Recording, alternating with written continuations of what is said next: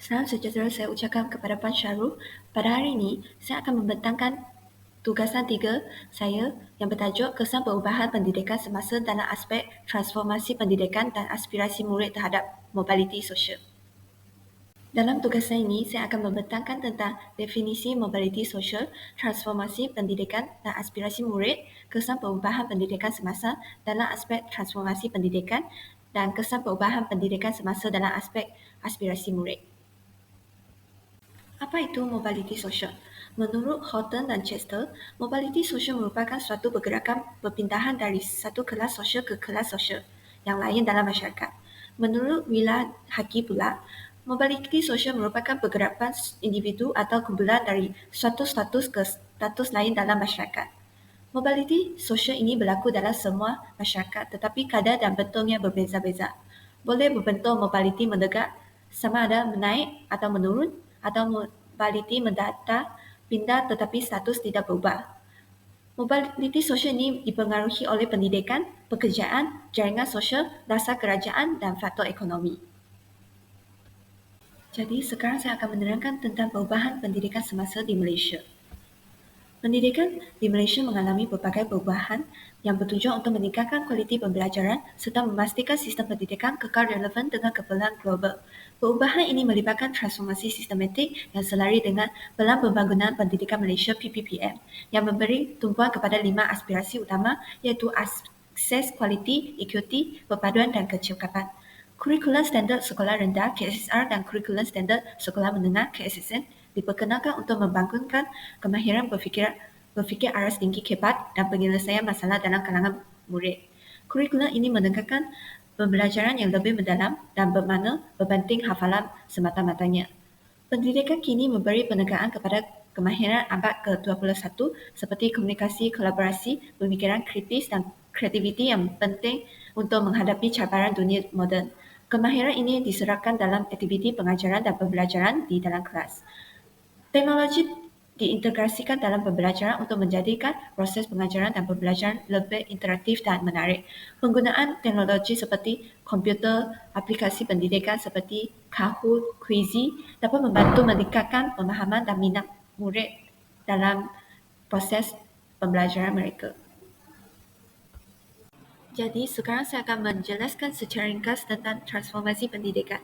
Transformasi pendidikan ini merupakan satu usaha menyeluruh untuk membaiki sistem pendidikan Malaysia bagi memastikan keberkesanan, kecekapan dan daya saing pelajar dalam menghadapi cabaran dunia moden. Bagi mencapai aspirasi yang terkandung dalam Pelan Pembangunan Pendidikan Malaysia, kita memerlukan 11 anjakan utama tersebut. Dalam pembentangan saya telah memilih 3 anjakan untuk huraikan kesan perubahan pendidikan semasa dan juga kesan mobiliti sosial, iaitu anjakan yang pertama, yang kedua dan ketujuh, iaitu anjakan menyediakan kesamarataan akses kepada pendidikan berkualiti bertaraf antarabangsa, memastikan setiap murid berprofesion dalam bahasa Malaysia dan bahasa Inggeris dan serta memanfaatkan ICT bagi meningkatkan kualiti pembelajaran di Malaysia. PPPM dilaksanakan dalam 3 gelombang. Gelombang yang pertama fokus kepada pengukuhan sistem pendidikan sedia ada melalui penambahbaikan PDP, kepimpinan sekolah dan pemantauan berdasarkan data. Gelombang yang kedua, transformasi pendidikan dengan meningkatkan inovasi PDP, memperkasakan kepimpinan sekolah serta intervensi untuk sekolah berprestasi rendah. Gelombang yang ketiga, membentuk sistem pendidikan bertaraf antarabangsa dengan autonomi sekolah, keberhasilan murid, penggunaan teknologi dan pendidikan inklusif. Salah satu anjakan yang dipilih oleh saya untuk menerangkan tentang kesan perubahan pendidikan semasa dalam aspek transformasi pendidikan ialah anjakan yang pertama iaitu menyediakan kesamarataan akses kepada pendidikan berkualiti bertaraf antarabangsa yang berfokus kepada pembangunan infrastruktur dan fasiliti dengan meningkatkan kemudahan sekolah di kawasan luar bandar dan komuniti terpinggir, membekukan pendidikan inklusif untuk murid berkeperluan khas, meningkatkan kualiti pendidikan dengan kurikulum standard antarabangsa dan menyediakan bantuan kewangan dan sokongan untuk mengurangkan beban keluarga berpendapat rendah, pendidikan prasekolah universal. Selepas kita membincangkan tentang ajakan yang pertama yang memberikan fokus kepada kesamarataan akses pendidikan, kita beralih pula kepada kesan positif yang dihasilkan daripada usaha-usaha ini, terutamanya dalam konteks mobiliti sosial dan pengurangan jurang sosioekonomi. Kesan positif terhadap mobiliti sosial melalui usaha mengurangkan jurang sosioekonomi, Kerajaan Melati telah melaksanakan beberapa inisiatif penting termasuklah bantuan awal persekolahan BAP dan rancangan makanan tambahan RMT. BAP dengan pemberian RM150 secara sekaligus meringkatkan beban kewangan keluarga, memastikan semua murid bersedia untuk persekolahan. Ini memberi impak langsung kepada kesamarataan peluang pendidikan. RMT dengan peruntukan tertinggi daripada dalam 2 tahun berturut-turut menjamin nutrisi yang mencukupi untuk murid. Program-program ini memastikan anak-anak daripada keluarga berpendapatan rendah dapat ke sekolah tanpa tekanan kewangan. Kesannya kesamarataan peluang pendidikan tercipta, membolehkan setiap murid mencapai potensi mereka sama ada dalam akademik atau kurikulum. Ini membuka jalan kepada mobiliti sosial di mana latar belakang ekonomi tidak menghalang kejayaan. Inisiatif-inisiatif ini adalah langkah penting ke arah masyarakat yang lebih adil dan saksama. Selain itu, aspek penting dalam usaha kita untuk meningkatkan mobiliti sosial melalui pendidikan iaitu pendidikan inklusif. Pendidikan inklusif membuka peluang untuk semua yang menekankan komitmen kita untuk memastikan bahawa tiada seorang pun murid yang ketinggalan. Program Pendidikan Inklusif atau PPI yang ditunjukkan dalam slide ini merupakan satu inisiatif yang bertujuan untuk menyediakan peluang pendidikan yang sama rata kepada murid-murid berkeperluan khas atau MBBK. Ini adalah penting kerana setiap individu tanpa mengira keupayaan mereka mempunyai hak untuk mendapatkan pendidikan yang berkualiti. Rujukan yang disenaraikan iaitu kajian oleh Abdullah pada tahun 2017 mengukuhkan lagi hujah ini. Kajian ini memberikan bukti tentang kepentingan dan keberkesanan program pendidikan inklusif dalam konteks Malaysia. Petikan di bahagian bawah slide menerangkan bahawa selaras dengan konsep pendidikan untuk semua yang diperkenalkan oleh KPM, satu sistem pendidikan yang relevan perlu diberikan kepada MBBK agar mereka dapat mengembangkan potensi ke tahap yang optimal.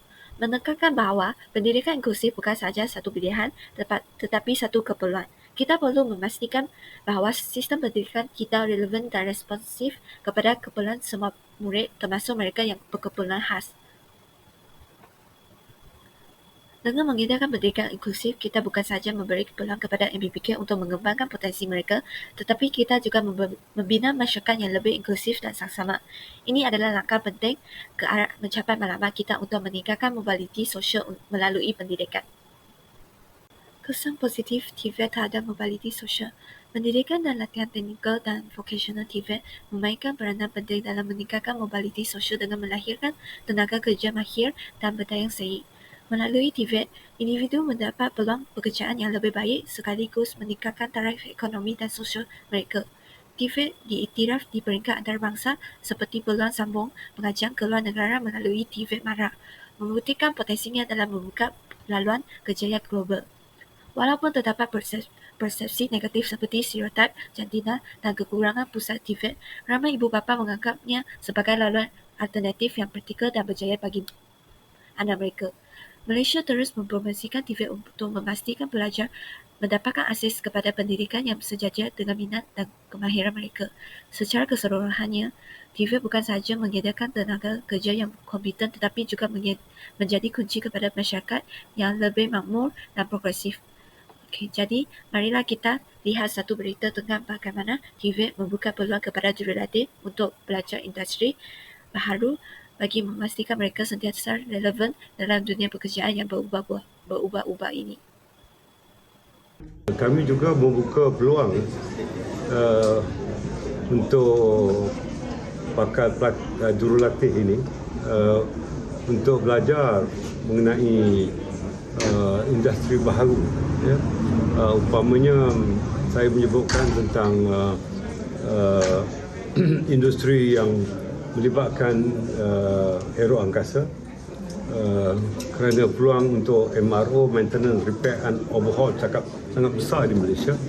Seterusnya kita akan sambung balik kepada transformasi pendidikan dalam anjakan kedua iaitu memastikan setiap murid profesion dalam bahasa Malaysia dan bahasa Inggeris. Dasar memartabatkan bahasa Malaysia, memperkukuh bahasa Inggeris, MPMMBI adalah dasar utama yang dilaksanakan untuk mencapai anjakan ini. Dasar ini menggantikan dasar PPSMI dan bertujuan untuk memperkukuh bahasa Malaysia sebagai bahasa utama negara sambil meningkatkan penguasaan bahasa Inggeris tanpa menjejaskan identiti nasional.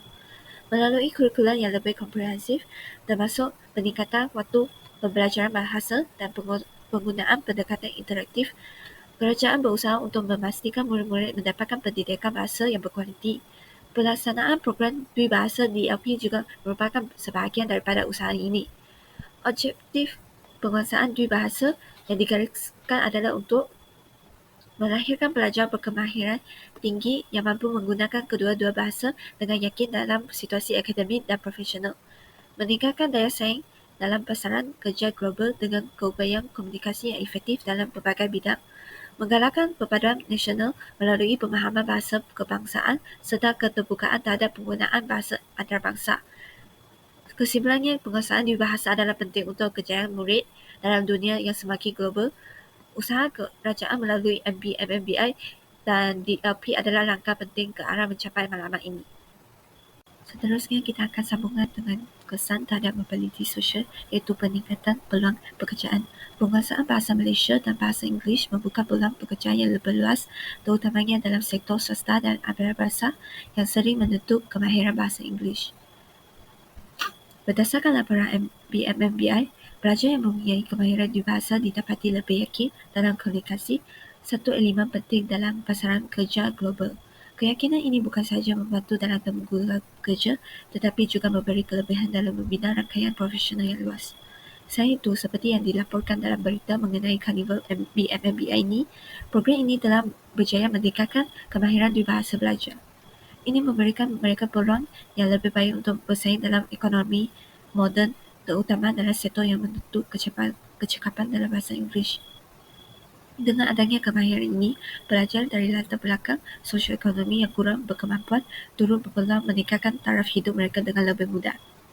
Tambahan pula, melalui temu bual yang dijalankan oleh peserta kursus bahasa Inggeris JPK, kebanyakan mereka menyatakan bahawa program ini sangat membantu dalam membentuk keyakinan untuk menggunakan bahasa Inggeris dalam komunikasi seharian, sama ada secara bertulis maupun lisan. Ini membuktikan bahawa inisiatif sebegini amat penting dalam mempersiapkan pelajar menghadapi dunia pekerja yang kompetitif ini. Selepas kita membincangkan bagaimana penguasaan Dui Bahasa memberi impak kepada peluang pekerjaan dan mobiliti sosial, kita beralih pula kepada penilaian tahap pelaksanaan dasar MPMMBI di sekolah. Slide ini memberi gambaran tentang sejauh mana dasar ini telah dilaksanakan dan cabaran yang dihadapi. Berdasarkan Raja 4.2 menunjukkan tahap pelaksanaan dasar MPMMBI di 5 buah sekolah. Seperti yang dapat dilihat, 7 perkara dalam dasar MPMMBI telah mencapai tahap yang sangat tinggi. Ini termasuk memastikan warga sekolah berkemampuan menjalankan aktiviti MPMMBI, penggunaan bahasa Melayu standard merentas kurikulum dan pelaksanaan program memartabatkan bahasa Melayu. Ini menunjukkan komitmen yang kuat daripada sekolah-sekolah ini dalam melaksanakan dasar tersebut. Walau bagaimanapun, terdapat juga cabaran yang boleh menjejaskan potensi mobiliti sosial seperti yang dinyatakan dalam slide. Infrastruktur seperti makmal bahasa tidak digunakan secara optimal. Ini menghadkan pendedahan pelajar kepada pembelajaran bahasa yang interaktif, yang penting untuk penguasaan bahasa yang efektif. Penandarasan yang lemah juga menjadi isu kerana tanpa penandarasan yang konsisten sukar untuk memastikan semua pelajar mencapai tahap proficiency yang sama, terutamanya dalam bahasa Inggeris. Data ini menunjukkan bahawa purata 5 buah sekolah yang diperhatikan telah mencapai tahap tinggi dalam pelaksanaan dasar MPMMBI di sekolah. Walaupun terdapat cabaran, pencapaian ini adalah positif dan menunjukkan usaha yang berterusan untuk meningkatkan penguasaan Dui Bahasa dalam kalangan pelajar. Kesimpulannya, walaupun terdapat cabaran, pelaksanaan dasar MPMMBI ini di sekolah tersebut menunjukkan kemajuan yang positif. Kita perlu terus berusaha untuk mengatasi cabaran yang ada dan memastikan bahawa semua murid mendapatkan pendidikan Dui Bahasa yang berkualiti bagi meningkatkan mobiliti sosial mereka. Sekarang kita akan beralih pula kepada satu lagi anjakan penting dalam transformasi pendidikan negara, iaitu anjakan ketujuh, memanfaatkan ICT bagi meningkatkan kualiti pembelajaran di Malaysia.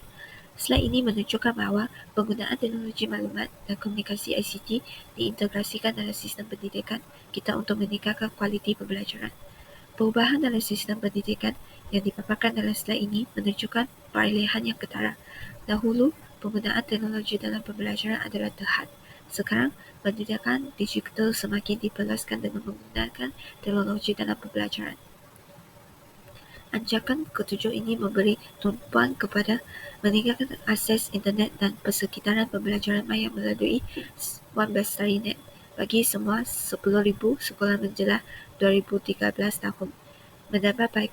Menambahkan kandungan atas talian untuk perkongsian amalan terbaik bermula dengan perpustakaan video guru terbaik menyampaikan pengajaran dalam mata pelajaran kritikal pada tahun 2013. Memanfaatkan penggunaan ICT bagi pembelajaran jarak jauh dan berasaskan kendiri untuk meningkatkan kapasiti dan pembelajaran lebih khusus. Antara kepentingan penggunaan ICT dalam pendidikan adalah untuk mewujudkan pembelajaran yang lebih interaktif dan menarik, mewujudkan akses kepada sumber pembelajaran yang luas, meningkatkan kolaborasi dan komunikasi, dan pembelajaran berasaskan kemahiran abad ke-21. Berikut menunjukkan inisiatif ICT dalam pendidikan di Malaysia dengan fokus pada MOOC, Massive Online Open Courses, di mana merupakan platform pembelajaran dalam talian yang meningkatkan akses pendidikan, mengurangkan kos dan membawa kepakaran Malaysia ke peringkat global. Integrasi teknologi lanjutkan seperti penggunaan platform digital seperti AI, VR dan pendidikan global untuk kerjasama antarabangsa dan juga kajian metaverse yang menerangkan konsep ruang digital 3D yang menggabungkan dunia nyata dan maya telah membukakan peluang interaksi baru dalam pembelajaran. Seterusnya kami akan bincangkan tentang cabaran-cabaran dalam penggunaan ICT dalam pendidikan. Terdapat 3 cabaran utama yang digariskan dalam artikel tersebut. Yang pertama iaitu kesediaan guru. Tahap pengetahuan dan kemahiran guru dalam menggunakan platform pembelajaran dalam talian seperti Google Classroom masih rendah, terutamanya di sekolah menengah luar bandar. Latihan berterusan diperlukan untuk meningkatkan kemahiran guru. Cabaran yang kedua iaitu kekurangan sokongan dan pendedahan. Kurangnya pendedahan dan sokongan mengenai platform pembelajaran dalam talian menyebabkan kesukaran apabila pembelajaran dalam talian terpaksa dilaksanakan secara tiba-tiba. Sokongan dan pendedahan yang berterusan adalah penting. Yang ketiga, capaian internet dan alat beranti. Artikel tersebut menyatakan bahawa murid daripada golongan keluarga B14 menghadapi kesukaran kerana kos internet yang tinggi. Isu capaian internet, terutamanya di kawasan luar bandar dan pedalaman serta pembangunan infrastruktur teknikal yang lemah juga perlu ditangani. Secara kesimpulannya, untuk memastikan kejayaan inisiatif ICT dalam pendidikan, guru perlu menangani cabaran-cabaran ini dengan berkesan. Ini termasuk memberi latihan yang berterusan kepada guru, meningkatkan sokongan dan pendedahan mengenai penggunaan ICT dan memastikan semua pelajar mempunyai akses kepada internet dan alat beranti yang diperlukan. Sekarang saya akan terangkan tentang kesan terhadap mobiliti sosial dalam meningkatkan tahap akademik dan prestasi murid. Berdasarkan jadual 2 dalam slide ini menunjukkan bahawa impak pendidikan berasaskan teknologi terhadap peningkatan prestasi pelajar. Keputusan kajian menunjukkan bahawa golongan remaja yang terdedah kepada teknologi maklumat pada usia muda lebih terdorong untuk melibatkan diri dalam perkongsian maya, khususnya melalui media sosial. Ini menunjukkan bahawa penggunaan media sosial secara positif dapat meningkatkan prestasi murid.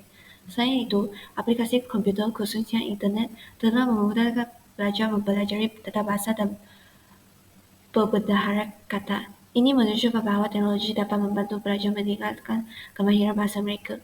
Impak yang paling rendah iaitu pendekatan pengajaran menggunakan bahan pengajaran berdasarkan web, iaitu nilai min 3 poin. 1750 saja. Walau begitu, ia masih menunjukkan bahawa teknologi dapat mewujudkan persekitaran pembelajaran yang menggalakkan penyertaan pelajar. Kesimpulannya, penggunaan teknologi maklumat seperti laman sesawang dan media sosial memberi kesan positif dalam meningkatkan prestasi murid. Ini seterusnya memberi kesan kepada mobiliti sosial kerana pelajar yang berprestasi tinggi mempunyai peluang yang lebih baik untuk berjaya dalam pendidikan dan kerjaya mereka. Sekarang saya akan bentangkan tentang aspirasi murid dalam Pelan Pembangunan Pendidikan Malaysia. Berdasarkan PPPM, 6 aspirasi murid telah digariskan bagi melahirkan individu yang bukan sahaja cemerlang secara akademik tetapi juga memiliki kemahiran tinggi serta etika yang baik. Aspirasi ini bertujuan untuk membentuk murid yang holistik dan berdaya saing dalam ekonomi global. 6 aspirasi utama yang dikembangkan dalam PPPM ialah kemahiran memimpin, kemahiran berfikir, pengetahuan kemahiran dwibahasa, etika dan kerohanian, serta identiti nasional. Kemahiran memimpin bertujuan untuk melahirkan pelajar yang berkeyakinan dan mampu membimbing orang lain. Kemahiran berfikir pula menggalakkan pemikiran kritis dan penyelesaian masalah. Pengetahuan pula memastikan murid menguasai ilmu dalam pelbagai bidang. Kemahiran dwibahasa pula membantu pelajar berkomunikasi dalam bahasa Malaysia dan bahasa Inggeris bagi meningkatkan peluang pekerjaan mereka. Etika dan kerohanian pula membentuk murid yang berintegriti dan mempunyai nilai moral yang tinggi. Identiti nasional pula memupuk semangat patriotisme dan jati diri dalam kalangan pelajar untuk merealisasikan aspirasi ini, beberapa inisiatif telah diperkenalkan seperti program Dual Language Program (DLP), program kepimpinan pelajar, inisiatif STEM dan TVET, serta kempen jati diri dan patriotisme.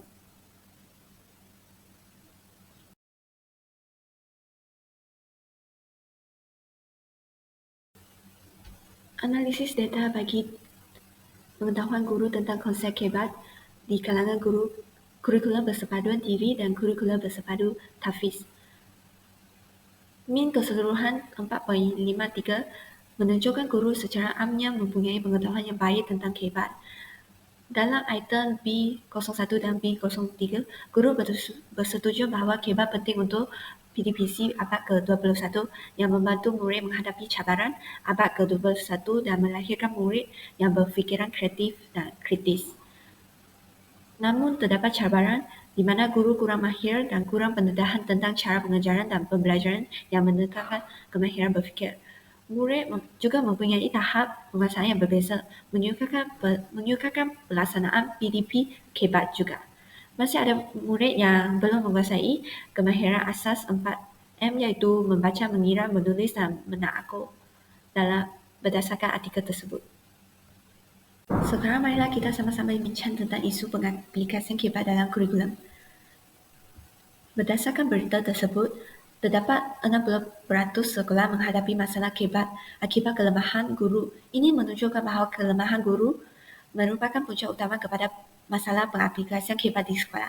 Hanya 30% guru dilatih secara intensif untuk kebat menjelang tahun 2023. Ini bermakna majoriti guru masih belum mendapatkan latihan yang mencukupi untuk mengaplikasikan kebat dalam pengajaran mereka.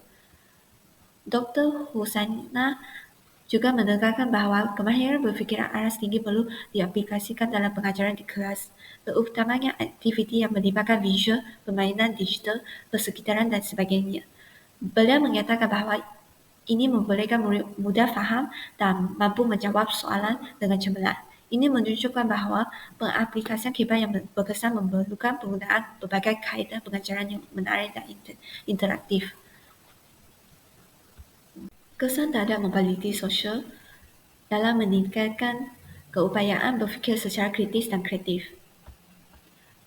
Statistik menunjukkan peningkatan penerapan kebat oleh guru pada tahun 2023. Terdapat 53.57% guru mencapai tahap kecemerlang dalam pengajaran kebat, meningkat daripada 43.35% pada tahun 2022. Ini menunjukkan bahawa lebih ramai guru kini mengaplikasikan kebat dalam pengajaran mereka dan memberi manfaat kepada murid mereka untuk berfikir secara kreatif dan lebih mendalam.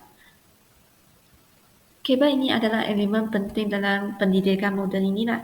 Murid yang memiliki kemahiran berfikiran tinggi berdaya saing dalam pasaran kejayaan yang secara langsung meningkatkan mobiliti sosial mereka.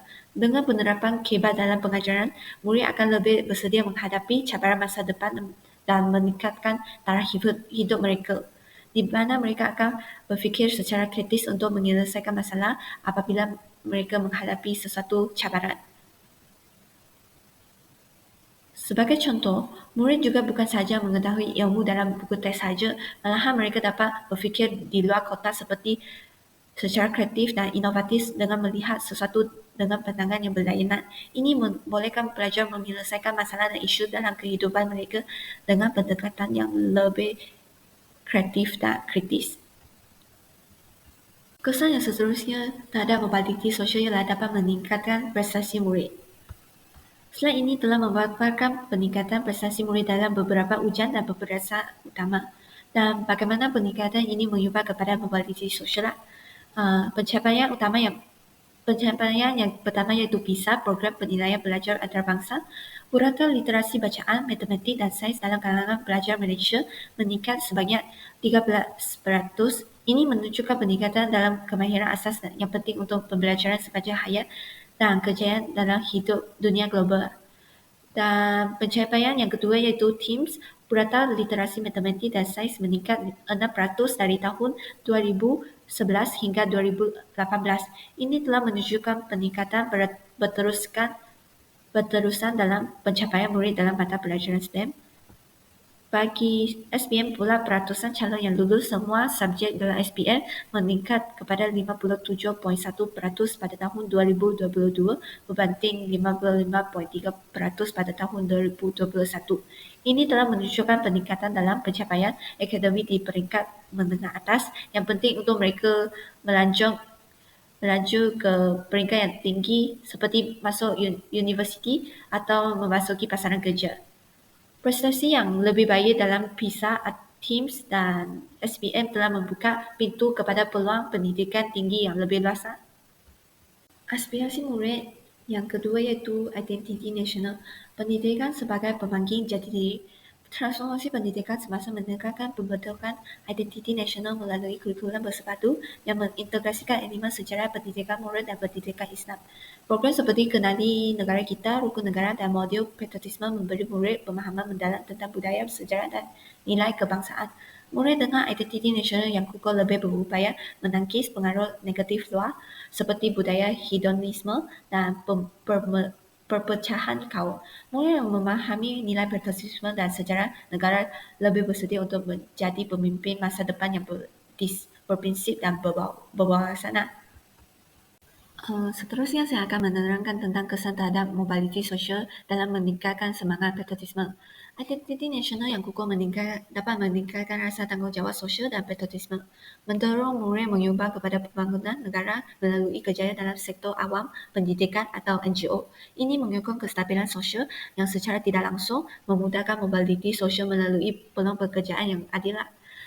Data sokongan terhadap kesan ini di mana pelajar yang memiliki semangat kebangsaan cenderung untuk menyumbang kepada pembangunan negara melalui kejayaan dalam sektor awam, pendidikan dan NGO.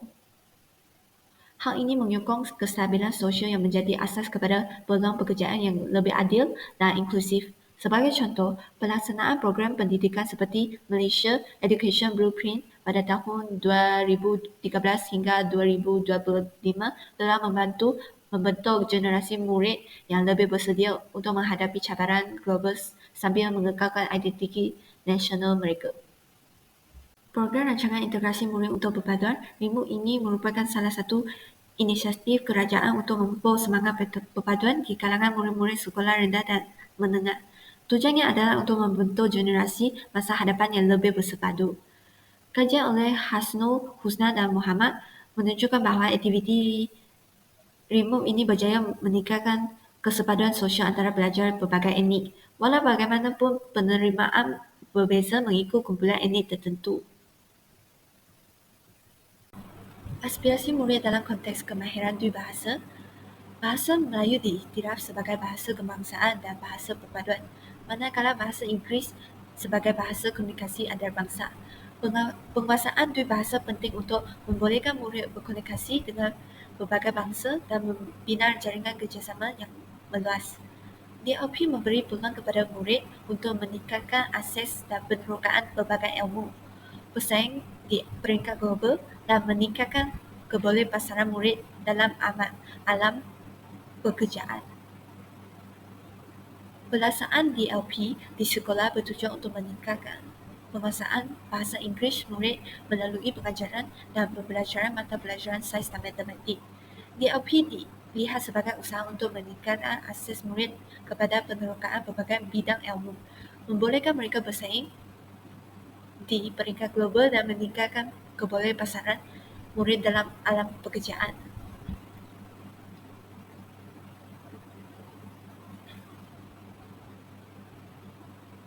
Sekarang saya akan menjelaskan tentang kesan pelaksanaan Dual Language Program. DLP ini merupakan salah satu inisiatif kerajaan yang terletak di bawah dasar MMBI. DLP ini membolehkan murid mengakses sumber ilmu yang lebih luas, terutamanya dalam bidang sains, teknologi, kejuruteraan dan matematik, iaitu STEM, yang sering digunakan dalam bahasa Inggeris sebagai bahasa pengantar. Ini membantu murid untuk bersaing di peringkat global dan tidak terhad kepada sumber ilmu dalam bahasa Melayu saja. Kemahiran dua bahasa membolehkan murid bercita-cita melanjutkan pelajaran mereka di universiti terkemuka yang memerlukan penguasaan bahasa Inggeris seperti universiti di luar negara. Terdapat cabaran DLP terhadap dasar bahasa kebangsaan. Menurut laporan berita, pelaksanaan DLP di sekolah rendah dan menengah diwakilkan akan memutus dasar bahasa kebangsaan kerana ia mengurangkan pendedahan belajar kepada bahasa Melayu dalam mata pelajaran utama seperti sains dan matematik. Kebimbangan ini boleh menjejaskan aspirasi murid kerana kegagalan menguasai bahasa Melayu boleh menghalang mereka daripada memenuhi syarat untuk memasuki universiti awam atau sektor pekerjaan awam yang memerlukan kelulusan dalam bahasa Melayu. Ini seterusnya boleh menjejaskan mobiliti sosial mereka, terutamanya bagi pelajar dan latar belakang sosioekonomi rendah yang bergantung kepada peluang tempatan. Untuk mengatasi kebimbangan ini, pengajaran bahasa Melayu perlu diperkukuh melalui kaedah yang lebih interaktif seperti aktiviti berasaskan budaya atau pertandingan bahasa, supaya pelajar dapat menguasai kedua-dua bahasa secara seimbang dan mencapai aspirasi mereka tanpa mengorbankan identiti kebangsaan.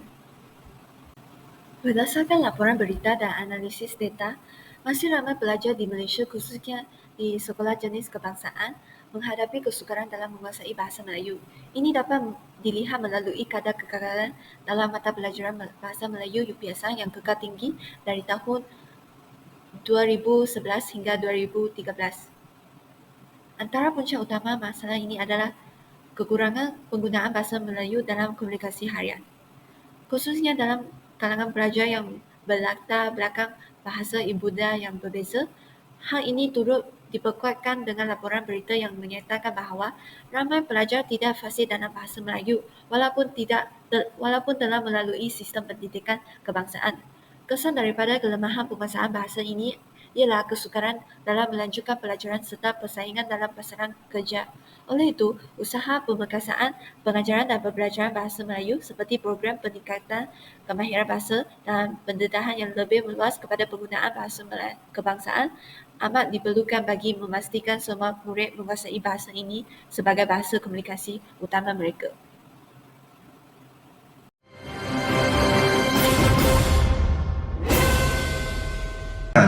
Agar usul desakan dan menentukan di dalam agenda untuk menggunakan bahasa Melayu sebagai bahasa pertuturan utama harus menjadi perjuangan yang tidak ada noktahnya.